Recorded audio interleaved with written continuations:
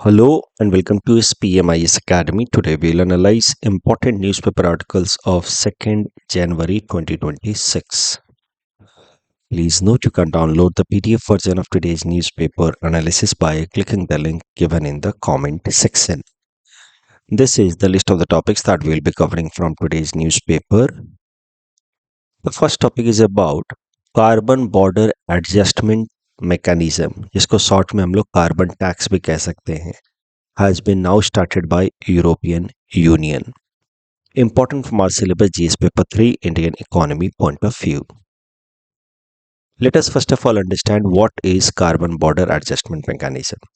देखिए, ये एक सिंपल सा टूल है टैक्स से रिलेटेड, जिसकी मदद से अब यूरोपियन यूनियन कंट्री, जो 27 यूरोपियन यूनियन कंट्रीज हैं, वो दूसरे देशों से आने वाले जो इंपोर्टेड आइटम्स हैं उसके ऊपर एडिशनल टैक्स इम्पोज करेंगे अगर उन आइटम्स को प्रोड्यूस करने के लिए जो एनर्जी सोर्सेज इस्तेमाल किए गए हैं वो इन्वायरमेंट फ्रेंडली नहीं है। तो मतलब सरल भाषा में कोल बर्न करके अगर एनर्जी प्रोड्यूस करके उन आइटम्स को प्रोड्यूस किया गया है, जैसे स्टील को, सीमेंट को, एल्युमिनियम प्रोडक्ट्स को, तो ऐसी चीज़ें जिनके प्रोडक्शन के दौरान ज़्यादा ग्रीन हाउस गैस इमिशन हुआ है, ऐसी चीज़ों के प्रोडक्शन को डिस्करेज करने के लिए जब ऐसे प्रोडक्ट्स यूरोपियन यूनियन देशों में इंपोर्ट होंगे तो उस पर यूरोपियन यूनियन कंट्रीज थोड़ा एडिशनल टैक्स लगाएगी, जिसको कार्बन टैक्स भी कह सकते हैं। इसका टेक्निकल नाम है कार्बन बॉर्डर एडजस्टमेंट मैकेनिज्म। जैसे मान लीजिए कि ये हैं यूरोपियन यूनियन कंट्रीज और यहाँ पे भारत जैसा देश एक्सपोर्ट करता है कुछ आइटम्स जैसे कि स्टील, सीमेंट, और उस आइटम को प्रोड्यूस करने के लिए हमने जो एनर्जी इस्तेमाल किया that has come from coal which is not environment friendly energy source. तो उस केस में यूरोपियन यूनियन कंट्री जो है टैक्स इम्पोज करेंगे। सो ये जो स्टेटेड ऑब्जेक्टिव है behind this carbon border adjustment mechanism वो ये है कि ग्रीन हाउस गैस इमिशंस को रिड्यूस किया जाए, दुनिया भर के देशों को थोड़ा डिस्करेज किया जाए कि वो ग्रीन हाउस गैसेस इमिशंस ना करें और उनको इंसेंटिवाइज या इनकरेज किया जाए towards use of cleaner source of energy. साथ ही साथ यूरोपियन यूनियन देशों का ये भी कहना है कि उनके जो लोकल मैन्युफैक्चरर्स हैं, जो उनके देश के ये सीमेंट, स्टील, एल्युमिनियम वाले मैन्युफैक्चरर्स हैं, वो तो क्लीन सोर्स ऑफ एनर्जी इस्तेमाल करते हैं। For example they use hydrogen या renewable energy which is costly, जिस कारण से उनके प्रोडक्ट्स महंगे हो जाते हैं। उनके देश की सीमेंट, स्टील महंगी हो जाती है जबकि इंपोर्टेड आइटम सस्ते होते हैं because they are using cheaper energy resource, और इस कारण से लोकल बिजनेसेस को नुकसान होता है। तो ये तो कहीं ना कहीं इन्वायरमेंट फ्रेंडली अप्रोच लेने के लिए एक तरीके की इनडायरेक्ट पेनल्टी लग रही है on the local manufacturers. This is the idea of European Union behind imposition of this carbon border adjustment mechanism. Now this carbon border adjustment mechanism और carbon tax has been in news for last 2 years. European Union ने 2 साल पहले ही carbon border adjustment mechanism जैसा concept introduce कर दिया था, but it is now imposed या इम्प्लीमेंटेड फ्रॉम 1 जनवरी 2026। तो अब सीधा सीधा हमारे देश के, हमारे जैसे बाकी जो डेवलपिंग कंट्रीज हैं, उन देशों से जाने वाला एक्सपोर्ट यूरोपियन यूनियन देशों में उसको नुकसान पहुंचेगा। और ये सिर्फ बात यूरोपियन यूनियन की नहीं है, even United Kingdom is also planning to impose similar kind of tax in the second half of 2026 या बाई अर्ली 2027। तो पूरा यूरोपियन यूनियन एंड यूके, इनमें अब एक्सपोर्ट करने में जो हमारे देश या हमारे जैसे बाकी जो डेवलपिंग कंट्रीज हैं, इनके एक्सपोर्ट आइटम सब महंगे हो जाएंगे, जिस कारण से हमारा ट्रेड रिड्यूस हो सकता है। ये जो यूरोपियन यूनियन या यूके देश हैं, ये कह रहे हैं कि हम लोग कोई एक्स्ट्रा स्टैंडर्ड नहीं इम्पोज कर रहे, we are simply imposing the standards that we put on our local producers. हमारे देश के जो प्रोड्यूसर्स के ऊपर जो एनर्जी स्टैंडर्ड्स हम पुट करते हैं वही आपके ऊपर भी लगा रहे हैं। अगर आप वो स्टैंडर्ड मीट नहीं करेंगे तो आपको थोड़ा एक्स्ट्रा टैक्स देना होगा। बट डेवलपिंग कंट्रीज का कहना है, लाइक इंडिया, कि this carbon border adjustment mechanism is violation of the principle of common but differentiated responsibility. Common but differentiated responsibility is a well accepted norm at United Nations platform in order to deal with environmental degradation and green house gas emission. कि दुनिया के सारे देशों की common तरीके से जिम्मेदारी है as per this principle to reduce greenhouse gas emission. But quantify अगर करने की बात आ जाए कि किसकी जिम्मेदारी कितनी है, तो उसमें डेवलप्ड कंट्रीज की जिम्मेदारी थोड़ी ज़्यादा होगी, डेवलपिंग कंट्रीज या एलडीसी की कम होगी. तो यूके या यूरोपियन यूनियन देश के अंदर जो प्रोड्यूसर्स हैं, अगर वो बेटर सोर्स ऑफ एनर्जी इस्तेमाल कर रहे हैं तो ठीक है, वो डेवलप कंट्रीज का हिस्सा है, इस कारण से उनको करना भी चाहिए. लेकिन हम लोग डेवलपिंग हैं, इसलिए हमारे ऊपर ये जो ग्रीन हाउस गैस इमिशन की रिस्पॉन्सिबिलिटी है वो थोड़ी कम होनी चाहिए in line with common but differentiated responsibilities. तो सरल भाषा में कहें तो यूरोपियन यूनियन एंड यूके कह रहे हैं कि हम लोग कोई नया स्टैंडर्ड नहीं इम्पोज कर रहे, हम लोग तो वही कह रहे हैं जो हमारे देश में ऑलरेडी फॉलो होता है. लेकिन हमारे जैसे देश, भारत जैसे देशों का कहना है कि डेवलपिंग कंट्रीज के ऊपर थोड़ा कम स्टैंडर्ड इम्पोज होना चाहिए as per the accepted norm of common but differentiated responsibility.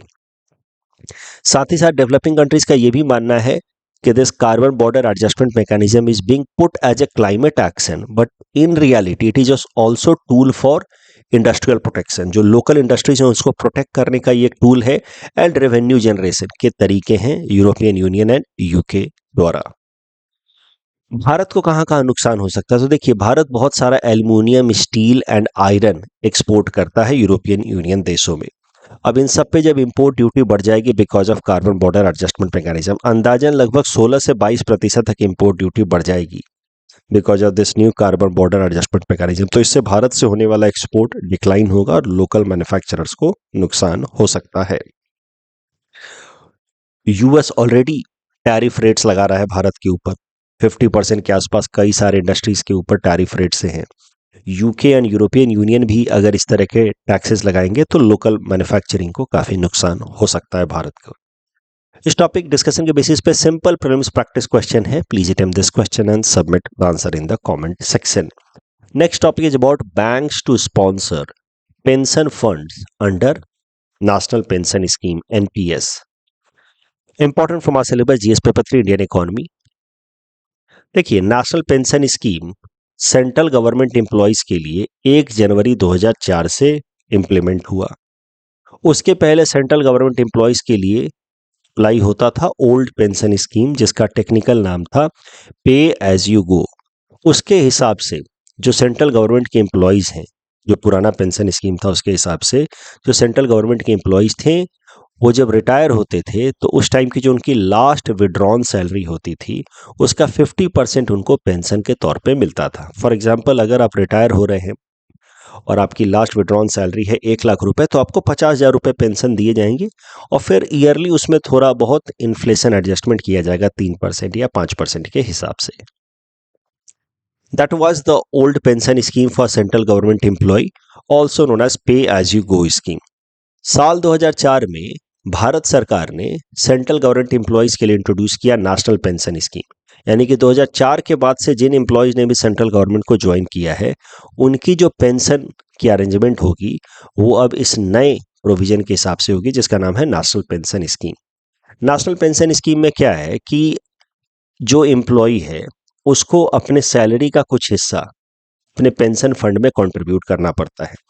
10% of basic पे has to be contributed in the pension fund and government will make 14% of the contribution. तो मतलब आपकी मान लीजिए सैलरी है 1 लाख रुपए बेसिक पे. वैसे बेसिक पे 1 लाख रुपए बहुत ज़्यादा हो जाता है, बट फिर भी एग्जाम्पल के लिए बेसिक पे है 1 लाख रुपए, तो उसका 10%, 10,000 हर महीने आपके पेंशन फंड में आपको जमा करना है. और 1 लाख का 14% यानी कि 14,000 रुपीज सरकार आपके पेंशन फंड में हर महीने जमा करेगी. तो हर महीने आपके पेंशन फंड में 24,000 रुपये जमा होंगे. जब आप 60 साल के हो जाएंगे, रिटायर होने वाले होंगे, तब ये पेंशन फंड से आपको कुछ पैसा लमसम तौर पे मिलेगा. 60% of amount will be given in lump sum form and 40% will be given in annuity form. Monthly installments के फॉर्म में पेंशन के तौर पे आपको दिया जाएगा. That is national pension scheme. तो बेसिकली ओल्ड पेंशन स्कीम में पूरा पूरा पेंशन का पैसा भारत सरकार बियर करती थी।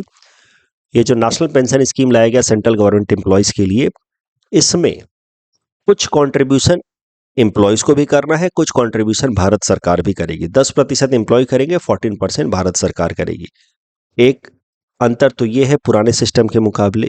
दूसरा अंतर ये है कि जब आप अपने अकाउंट में पैसा जमा करते रहेंगे, 10% आप कर रहे हैं और 14% सरकार कर रही है, तो जो पैसा जमा हो रहा है आपके अकाउंट में, वो पैसे को मार्केट में इन्वेस्ट किया जाएगा और मार्केट में इन्वेस्ट करके उस पैसे को बढ़ाने की कोशिश की जाएगी अलग अलग सोर्सेज में, इक्विटी फंड में, बॉन्ड में, डेट में, इस तरह से इन्वेस्ट करके उस पैसे को म्यूचुअल फंड में इन्वेस्ट करके बढ़ाने की कोशिश की जाएगी। और जब आप रिटायर होने वाले होंगे 60 साल के, तब तक वो जो अमाउंट हो चुका होगा ओवरऑल कॉर्पस फंड मार्केट में इन्वेस्ट करने के कारण, उसका 60% आपको लमसम में मिलेगा और बाकी एन्युटी फॉर्म में मिलेगा। ये भारत सरकार लेकर के आई 2004 में अपने एम्प्लॉयज के लिए। 2009 onwards national pension scheme was open for all citizens. अब भारत का कोई भी सिटीजन, हम और आप भी नेशनल पेंशन स्कीम ले सकते हैं। बस उसमें अंतर ये होगा कि हम जो कंट्रीब्यूट करेंगे अपने पेंशन फंड में, उसके साथ साथ भारत सरकार कंट्रीब्यूट नहीं करेगी। मतलब जब प्राइवेट सिटीजन हमारे आपके जैसे लेंगे ये स्कीम के अंतर्गत अपना अकाउंट खोलेंगे नेशनल पेंशन स्कीम में, तो हम अपना कंट्रीब्यूशन करते रहेंगे मंथली या quarterly, but government will not make simultaneous contribution. That is the only difference. For central government employees, governments will make. For private entities या प्राइवेट इंडिविजुअल्स, हम अपना कंट्रीब्यूशन करेंगे, पैसा इन्वेस्ट होगा मार्केट में और जब हम रिटायर होंगे तो हमको कुछ पेंशन के तौर पे मिलेगा, annuity as well as lump sum. अच्छा, स्टेट गवर्नमेंट्स ने भी, बहुत सारे स्टेट गवर्नमेंट्स ने भी ये नेशनल पेंशन स्कीम अडॉप्ट कर लिया अपने एम्प्लॉयज के लिए। उसमें क्या था कि स्टेट गवर्नमेंट के एम्प्लॉयज कंट्रीब्यूट करेंगे 10%, स्टेट गवर्नमेंट कंट्रीब्यूट करेगी 14%। तो सेंट्रल गवर्नमेंट एम्प्लॉयज के लिए 2004 से 2009 के बाद से सबके लिए ओपन हुआ, प्राइवेट इंडिविजुअल्स के लिए भी। State governments also shifted to national pension scheme. तो इस तरीके से national pension scheme is now available to all. How does it work? It works under overall regulation of Pension Fund Regulatory Development Authority (PFRDA), which is regulator of pension fund। जैसा कि मैंने आपको बताया, अगर सेंट्रल गवर्नमेंट का employ है तो 10% वो अपने बेसिक पे का करेगा, भारत सरकार 14% बेसिक पे का कंट्रीब्यूट करेगी। ये जो पैसा जमा होगा पेंशन फंड में, इसको मैनेज करेगा कोई पेंशन फंड मैनेजर, जैसे कि आदित्य बिरला, सन लाइफ, ये सब मैनेज करेगा। और ये जो पैसा है, कॉर्पस पैसा, इसको इन्वेस्ट किया जाएगा मार्केट में, शेयर मार्केट में, बॉन्ड मार्केट में, गवर्नमेंट सिक्योरिटी में, म्यूचुअल फंड में। और रिटायरमेंट के टाइम में जब 60 साल के हो जाएंगे एम्प्लॉय, तो इनको कुछ पैसा जो है वो लमसम में मिलेगा और कुछ पैसा एन्युटी के तौर पे मिलेगा। तो मुख्य अंतर जो है वो एनपीएस और ओल्ड पेंशन स्कीम में ये है कि ओल्ड पेंशन स्कीम में एम्प्लॉय को पता होता था कि एग्जैक्टली उसको कितनी पेंशन मिलेगी वंस ही और सी रिटायर्स। यहाँ पे थोड़ा सा मार्केट के ऊपर डिपेंडेंसी भी है कि मार्केट में अगर रिटर्न अच्छा हो गया तो अमाउंट बढ़ सकता है, मार्केट कहीं थोड़ा क्रैश कर गया तो अमाउंट घट भी सकता है। और दूसरा, इस पेंशन में एम्प्लॉय को पता है कि थोड़ा पैसा मैंने भी कंट्रीब्यूट किया है थ्रू माय बेसिक पे। यही कारण है कि भारत भर में अलग अलग स्टेट्स में लोग प्रोटेस्ट करते हैं सेंट्रल या स्टेट गवर्नमेंट के एम्प्लॉयज कि no, they are not happy with national pension scheme, they want to go back to the old system, old pension scheme. उसी को बदल करके फिर भारत सरकार ने कई सारे और इनिशिएटिव्स लाए, UPS and all, unified pension scheme, जहां पे गवर्नमेंट हैज गारंटेड कि एम्प्लॉयज को एक बेसिक अमाउंट ऑफ रिटर्न तो मिलेगा ही मिलेगा। यूपीएस के बारे में कभी और चर्चा करेंगे, मैंने 2-3 महीने पहले ही बताया था, तो आज वहां नहीं दे जाएंगे। आई जस्ट होप कि आपको नेशनल पेंशन स्कीम समझ आ गया है कि वो कैसे वर्क करता है। उसमें ध्यान देने वाली बात यह है कि नेशनल पेंशन स्कीम में एक पेंशन फंड मैनेजर होता है। अब उसी से रिलेटेड न्यूज है, जो पेंशन फंड सेक्टर का रेगुलेटर है पीएफआरडीए, इसने अलाउ कर दिया बैंक्स को भी to act as pension fund manager. So ये जो पेंशन फंड मैनेजमेंट का एक्टिविटी है, now banks also can get into it under National Pension System. तो इससे होगा क्या कि कंपटीशन बढ़ेगा पेंशन फंड के अंदर या पेंशन फंड सेक्टर के अंदर, और जब कंपटीशन होगा तो एफिशिएंसी आएगी, ज़्यादा से ज़्यादा लोग जो हैं अब वो अपना पेंशन अकाउंट खोलेंगे, बेहतर सर्विसेज आएंगे, बेहतर प्रोडक्ट आएंगे। So now banks are also, simple news is this, banks are also allowed to act as pension fund manager as per PFRDA. अच्छा, PFRDA ने हाल फिलहाल में एक और मेजर चेंज लिए with respect to pension fund management. PFRDA ने दिसंबर महीने में अलाउ किया था कि now these pension fund managers apart from making investment in share market, corporate market या government securities, they can also invest in gold ETF, silver exchange traded funds, Nifty 50, alternate investment funds। तो ये अपने आप में अलग topics हैं कि क्या होते हैं gold ETF, silver ETF, Nifty 50। ये सब मैं क्लास में तो कराता ही हूँ, प्रीलिम्स क्रैश कोर्स के दौरान भी कराऊंगा, किसी दिन मैं न्यूज़पेपर एनालिसिस में भी इनके बारे में बता दूंगा। मुद्दा ये है कि PFRDA अलग अलग रिफॉर्म्स लेकर के आ रही है पेंशन फंड मैनेजमेंट सिस्टम के अंतर्गत। बैंक्स को अलाउ किया, उसके अलावा किन किन एरियाज में इन्वेस्ट कर सकते हैं वो एरियाज भी डाइवर्सिफाई कर रही है, ताकि ज़्यादा से ज़्यादा लोग जो हैं वो एनपीएस लें। जो सेंट्रल गवर्नमेंट के एम्प्लॉयज़ हैं या स्टेट गवर्नमेंट के एम्प्लॉयज़ हैं वो एनपीएस के अगेंस्ट प्रोटेस्ट ना करें, वो डिमांड ना करें ओपीएस के लिए, ओल्ड पेंशन स्कीम के लिए। और जो प्राइवेट इंडिविजुअल्स हैं वो भी अपने लिए एनपीएस अकाउंट खोले ताकि उनकी सोशल सिक्योरिटी स्ट्रेंथन हो। That is the goal. इस कारण से पीएफआरडीए नए नए बदलाव लेकर के आ रहा है in the field of pension fund management. इस टॉपिक डिस्कशन के बेसिस पे प्रीलिम्स प्रैक्टिस क्वेश्चन है। Please attempt this question and submit the answer in the comment section. Next topic is about climate resilient agriculture. Important from our syllabus GS paper 3 Indian economy point of view, specially with respect to agriculture topic. देखिए, climate resilient agriculture का simple सा मतलब होता है वो तमाम agricultural practices या farming techniques जो बदलते हुए क्लाइमेट के हिसाब से हो। बदलते हुए क्लाइमेट यानी कि क्लाइमेट चेंज और उसके कारण इंड्यूस्ड जो इवेंट्स हैं जैसे कि extreme weather, drought, erratic rainfall, flood, heat stress, pest outbreak, इन सब के बावजूद भी कैसी एग्रीकल्चर प्रैक्टिसेस की जाए कि एग्रीकल्चरल आउटपुट पे नेगेटिव इम्पैक्ट ना हो। इस बात को ध्यान में रखते हुए जो भी एग्रीकल्चर प्रैक्टिसेस की जाती हैं उनको कहा जाता है climate resilient agriculture.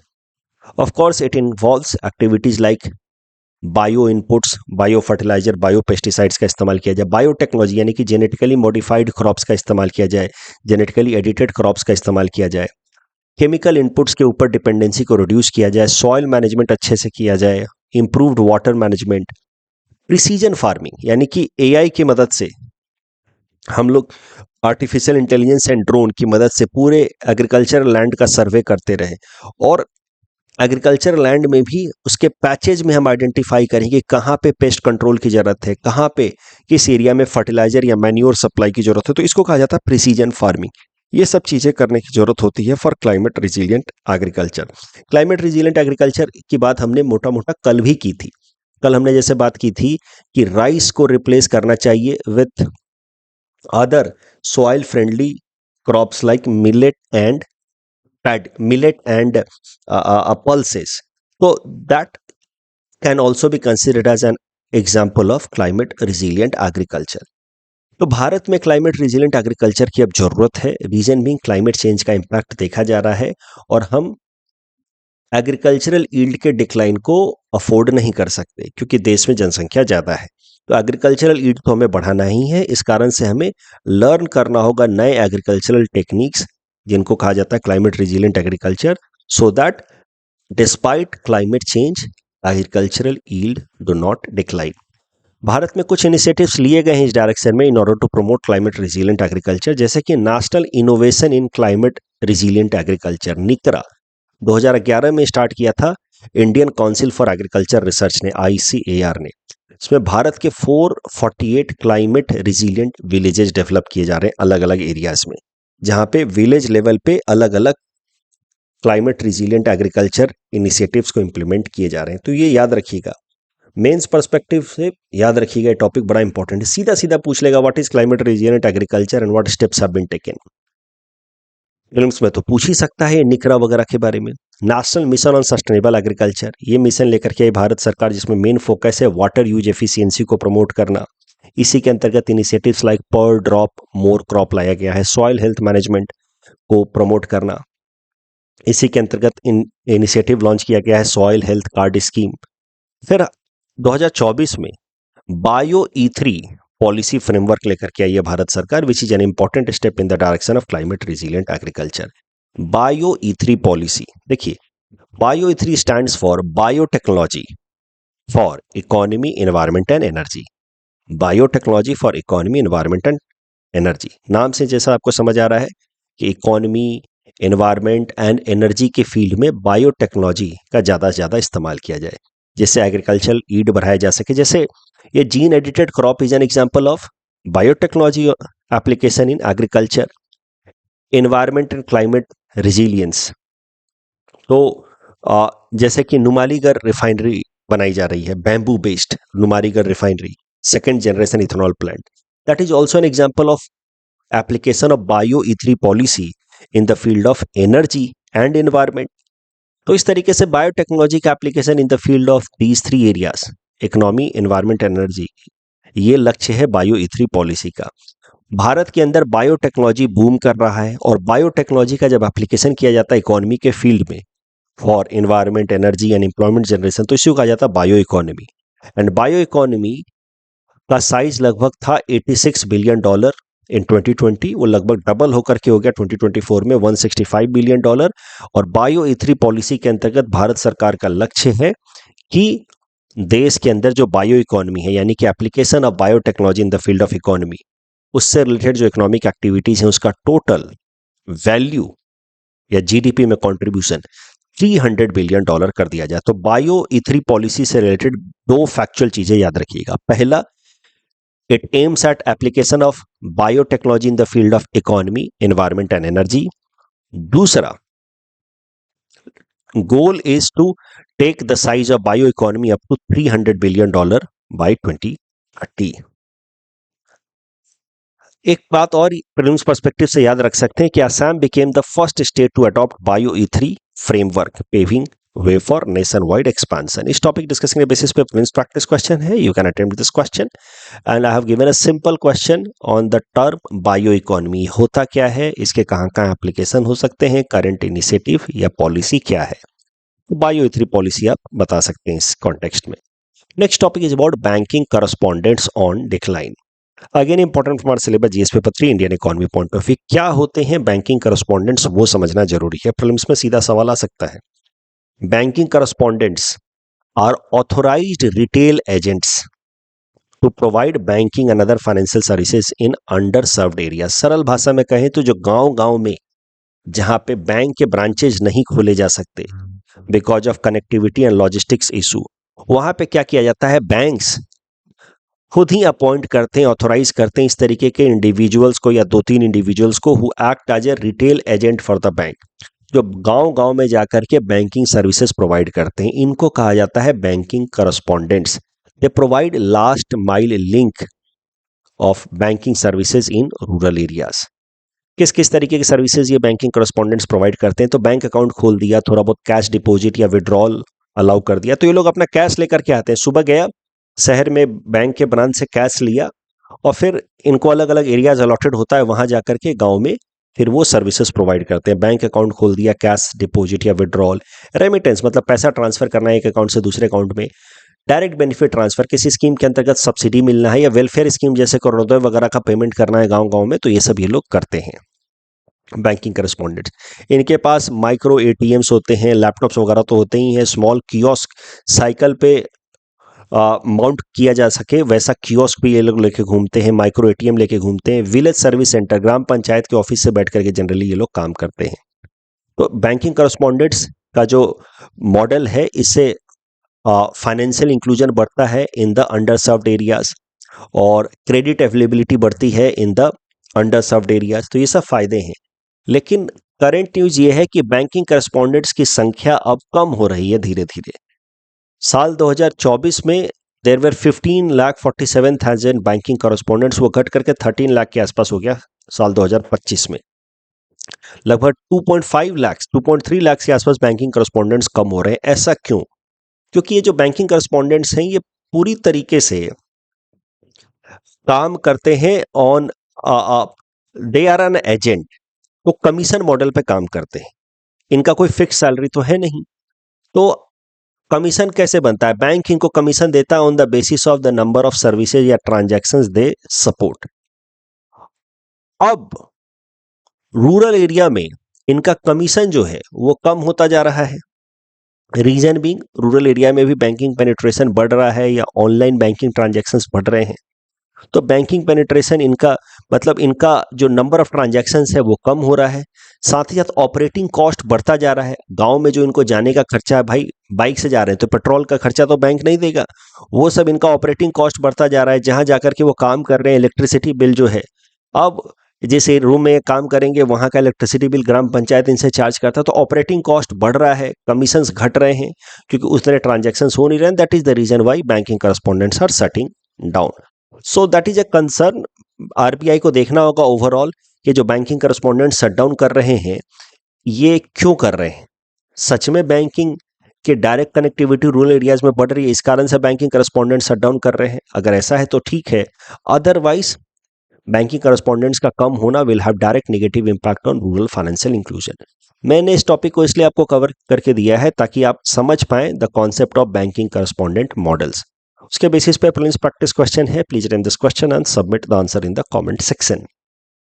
Adjusted gross revenues related with telecom sector, and सवाल पूछा इसमें कौन सा स्टेटमेंट इनकरेक्ट है? पहला स्टेटमेंट इनकरेक्ट है।